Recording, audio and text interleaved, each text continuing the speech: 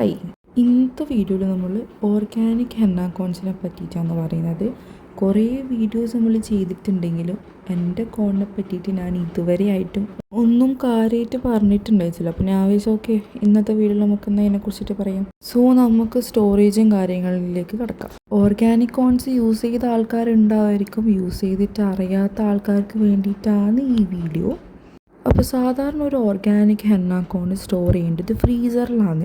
അതെന്തുകൊണ്ടെന്ന് വെച്ചാൽ organic henna കോൺ ആയതുകൊണ്ട് തന്നെ നമ്മൾ കെമിക്കൽസ് യൂസ് ചെയ്യുന്നില്ല. Full natural high quality products use ചെയ്തിട്ടാണ് നമ്മൾ കോൺസ് ഉണ്ടാക്കുന്നത്. സോ അതുകൊണ്ട് തന്നെ നമ്മൾ കോൺസ് ഫ്രീസറിൽ സ്റ്റോർ ചെയ്യണം. എന്തുകൊണ്ടാണെന്ന് വെച്ചാൽ പുറത്ത് അധികം നിൽക്കില്ല ഓർഗാനിക് ആയതുകൊണ്ട്. അതല്ലാണ്ട് നോർമലി ബിഗ് ബി പോലത്തെ കോൺസൊക്കെ ആണെങ്കിൽ പുറത്ത് എത്ര നാൾ വേണമെങ്കിലും നിൽക്കും. പക്ഷെ ഓർഗാനിക് കോൺസ് ഫ്രീസറിൽ തന്നെ സ്റ്റോർ ചെയ്തേ പറ്റും.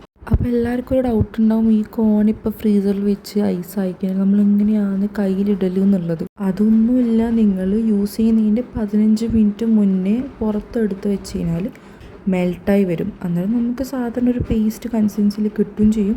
നമുക്കത് നൈസായിട്ട് അപ്ലൈ ചെയ്യാനും പറ്റും. അതുപോലെ തന്നെ നമ്മൾ യൂസ് ചെയ്ത് കഴിഞ്ഞാൽ ടാപ്പ് ഒട്ടിച്ചിട്ട് ടിപ്പിൻ്റെ മേലെ നമ്മൾ ടാപ്പ് ഒട്ടിക്കണം. എന്നിട്ട് നമുക്ക് ഫ്രീസറിൽ തന്നെ സ്റ്റോർ ചെയ്തിട്ട് ഒരു 6 months 7 months വരെ യൂസ് ആക്കാൻ പറ്റും. ഇതുപോലത്തെ വീഡിയോസ് വേണമെങ്കിൽ നിങ്ങൾക്ക് ചെയ്യാം. അപ്പോൾ അത്രേ ഉള്ളൂ. ബൈ.